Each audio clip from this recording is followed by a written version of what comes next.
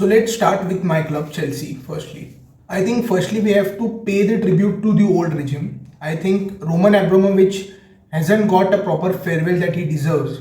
I mean, you can make it out now under the current regime, the way Chelsea are performing. You now know the importance of the football intelligence of that man. I think it is not enough to have money, you need to have brains as well. You could doubt few of his signings. Obviously, few of his signings did not work, but at least whatever he had signed, it converted into trophies. The only owner I feel that could give a tough fight to Florentino Perez in terms of his intelligence was Roman. I think he deserves far more praise than the current trolls who keep on blaming on the old regime to say that the new regime is different from the old regime in terms of they have got patience and they are not based on hire and fire culture. This is what basically the English media does to protect their flop manager Graham Potter. Anyways, we'll come to him later. But I think that is what Roman Abramovich has given to Chelsea, and we should always respect that, because never ever, we might get new managers, we might get good players, we might get good managers, but we will never get an owner as intelligent, as passionate as Roman Abramovich. So he deserves. And now coming to the new regime, I think it can be broken down into three parts. Firstly, the signings. Secondly, the managerial appointment. And thirdly, the consortium's own decision making. So first, coming to the signings part, I think, I might be wrong, but I think Chelsea will face financial fair play regulation penalty. The penalty could be anything, but I think they have contravened the financial fair play rules. So I suppose the maximum loss that you can carry forward in every year is 60 million euros. And I think looking at the current transfer in a 1 year, they have easily crossed the 60 million euros limit, unless in the remaining days in the January transfer window, they sell few players, and that too those players whose cost are not written in the books. That is, they will have to sell academy players who can fetch value, whose costs are nil in the books. It could be Trevor Chalobah if there is a market for him. It could be Mason Mount. Secondly, talking about the players, I think the newest signing, the latest signing, Mudryk, from an Ukrainian club. I don't even know the name of the club from which, Shakhtar Donetsk, I don't know.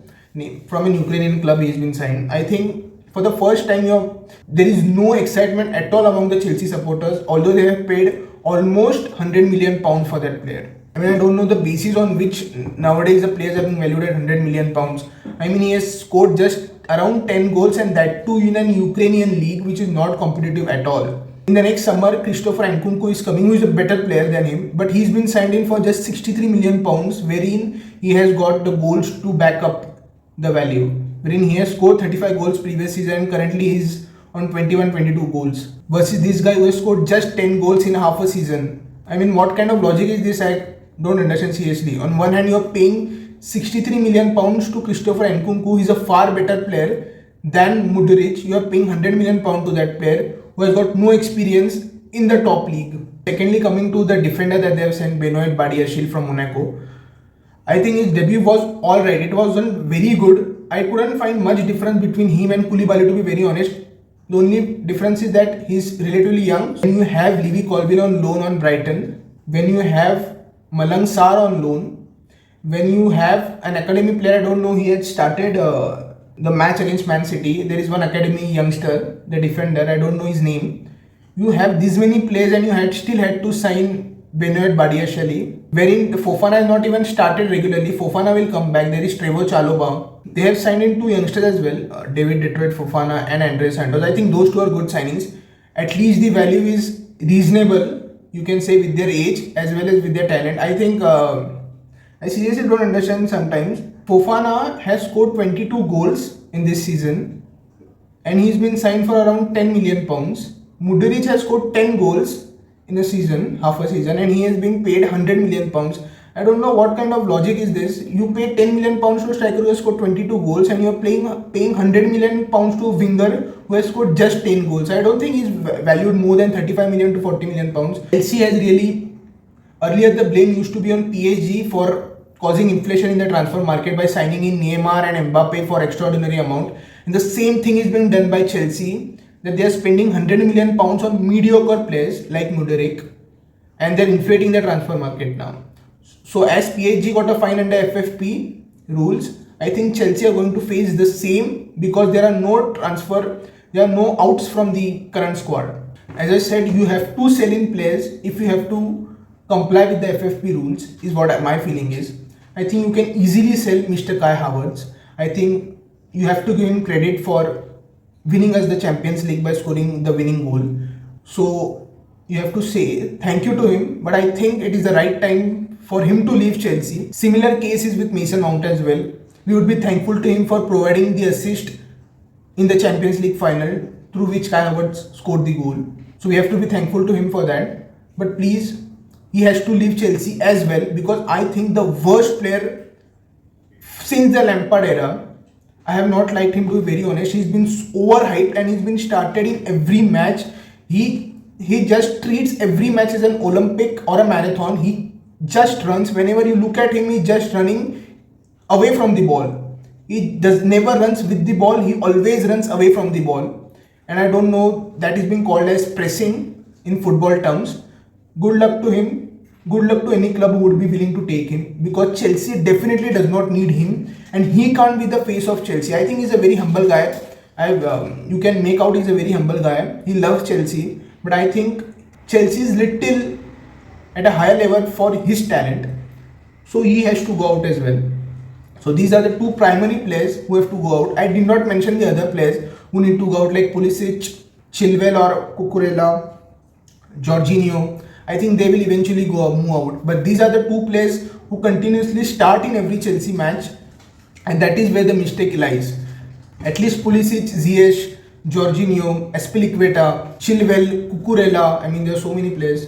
They hardly start in any matches. So it doesn't make you feel frustrated as much as it is frustrating to see Mason Mount and Kai Havertz start in every single match and perform as badly. So they have to be sold in the current transfer window or in the next transfer window, max to max. Otherwise, Chelsea are going downwards, to be very honest.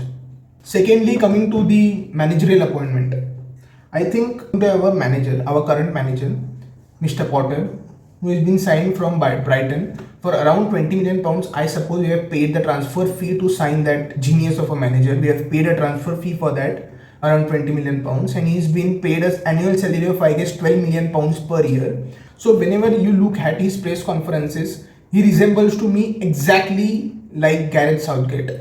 As Gareth Southgate pleases FA to keep his job, similarly this guy keeps on buttering the new regime by praising them that they are billionaires and they would be knowing more than each of us. I think that is the way for him to keep his job, by pleasing these seniors.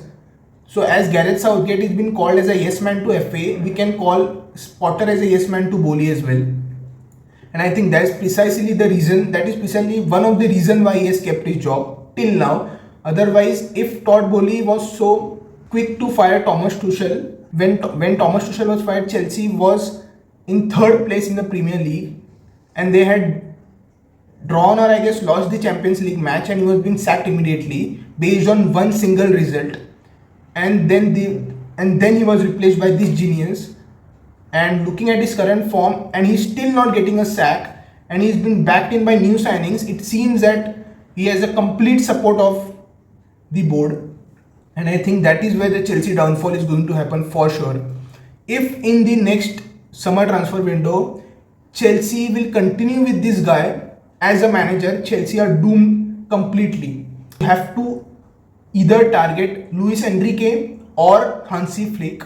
I think either of these two managers have to come to Chelsea to save Chelsea. And lastly, coming to the new owner decision making, I think, and many news outlets say the same as well, that PIF controls Newcastle, that is clearly being known, and Clear Lake Capital, which is an investor in Chelsea, it is indirectly being controlled by PIF through Clear Lake Capital.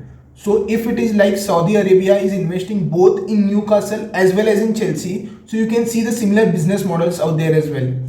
Newcastle has an English manager as well. Chelsea has got an English manager, and they have fired general manager to be replaced by an English manager. So both these clubs are run in the same way. The good thing with Newcastle is that they have got a better English manager than us. There's a reason why they are at third position and we are at 10th. The potential Premier League winners, it is either going to be Arsenal or Manchester City. There is no third club out there at all. Even though the media might try to hype that there is a 3-horse race, it is not going to be the case. It is definitely going to be either Arsenal or City who is going to win, and I think both have 50-50% chance.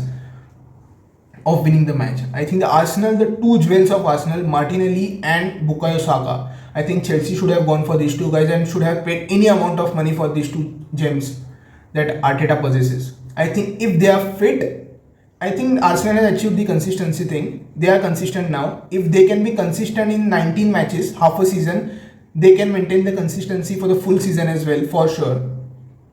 But they have to keep these two guys fit. If any of these two guys get injured, I doubt that Manchester City will overpower Arsenal, because Arsenal's squad depth is very weak compared to City's. So if Arsenal can keep their players fit, Arsenal is definitely winning the Premier League this time. If not, City will bounce back. Because thirdly, coming to my second favorite player, Eden Hazard. There have been news that he will be joining my most favorite player, Cristiano Ronaldo, at Al Nassr in Saudi Arabia. Mostly it will happen in the summer transfer window in the next season, and I think that would be a good choice for him as well, because anyways he's 32 years old now, and the magic that Eden Hazard will produce if he gets game time and if he's fit and if he has that sort of pace that he had at Chelsea, I think he would definitely be a hit at Al Nassr, and he would provide loads of assists to Cristiano Ronaldo. And lastly, coming to the Infantino award, so I guess Lionel Messi will win his 8th Infantino award this time. And I would urge all the Kylian Mbappe supporters, because he is the only competitor to Messi for this award in this time. So I would urge all them to lose all the hopes, because there is no chance that Papa Infantino will not give this award to Messi. Because if Lewandowski can be robbed of an award which he absolutely deserved after breaking the Gerd Müller record, he didn't get Ballon d'Or. I don't think Kylian Mbappe has any chance. So the Infantino award will definitely be in the hands of Messi this time. It will be his 8th award. And yeah, good luck to him.